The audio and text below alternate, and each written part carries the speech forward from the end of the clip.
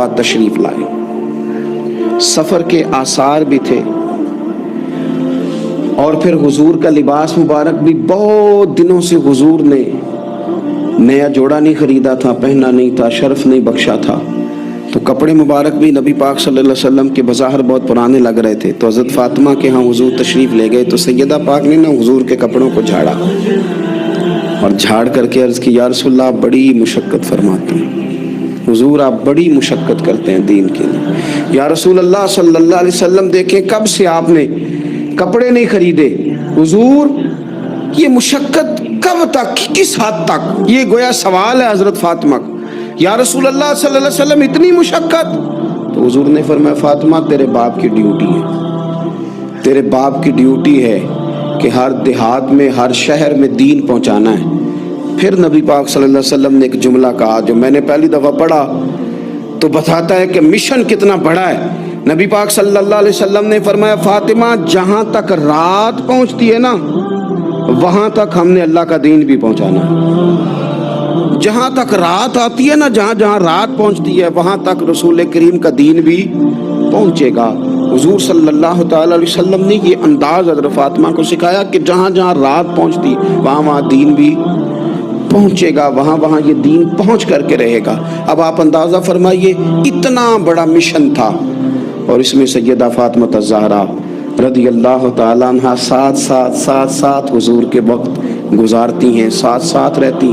بہت زیادہ آسودگی والی زندگی نہیں، لیکن اس کے باوجود بہت زیادہ پردے کا اہتمام. با پردہ عورت کون ہوتی ہے؟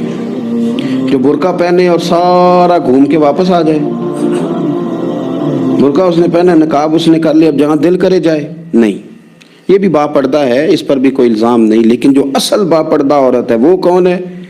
جو گھر سے صرف ضرورت کے لیے نکلے، صرف مجبوری کے لیے گھر سے باہر جائے، ورنہ اپنے گھر سے، وہ عورت با پردہ ہے. ایک دن نبی پاک صلی اللہ تعالی علیہ وسلم نے صحابہ سے پوچھا نا، بتاؤ مجھے دنیا میں سب سے بہترین عورت کون ہوتی ہے؟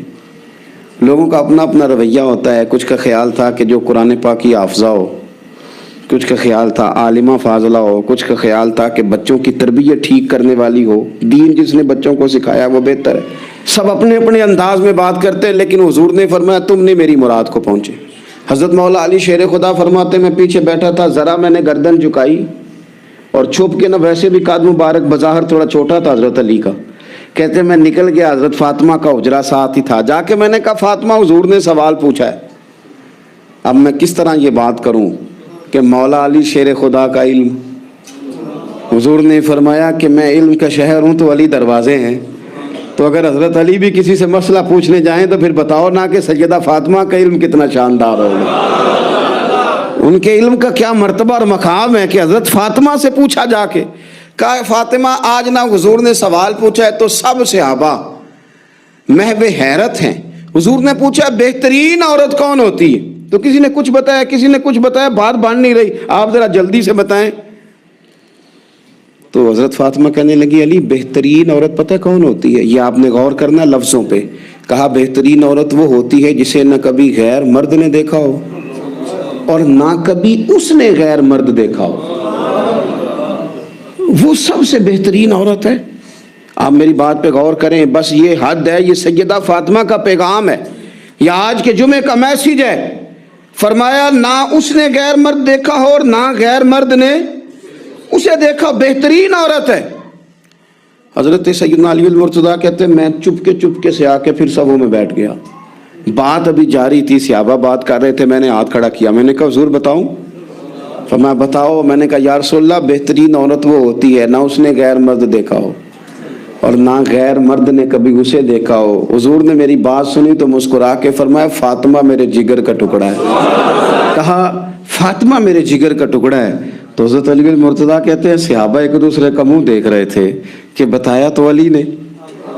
تعریف حضرت فاطمہ کی انہیں نہیں سمجھ آ رہی تھی، میرے دوستوں کو تو مجھے تو آ رہی تھی نا، مجھے تو سمجھ آ رہی تھی نا کہ حضور کیا فرما رہے. تو سیدہ فاطمہ الزہرا وقت وصال آ گیا. 6 ماہ حضور کے بعد گزارے پر آنکھوں سے آنسو خشک نہیں ہوئے. اور عجیب سیرت نگاروں نے باتیں لکھی ہیں. حضور کی اونٹنی بھی آ کے نا حضور کے بعد حضرت فاطمہ کے دروازے پہ بیٹھی رہتی تھی. حضور کی اونٹنی بھی، وہ جو حضور کے جانور تھے نا وہ بھی سیدہ فاطمہ کے دروازے پہ آ کے بیٹھے رہتے۔ 6 ماہ یوں ہی گزرے۔ پھر ایک دن حضرت مولا علی شیر خدا کو بلا کے کہا کہ علی بس ایک بات کا خیال رکھنا، جنازہ میرا رات کو اٹھانا۔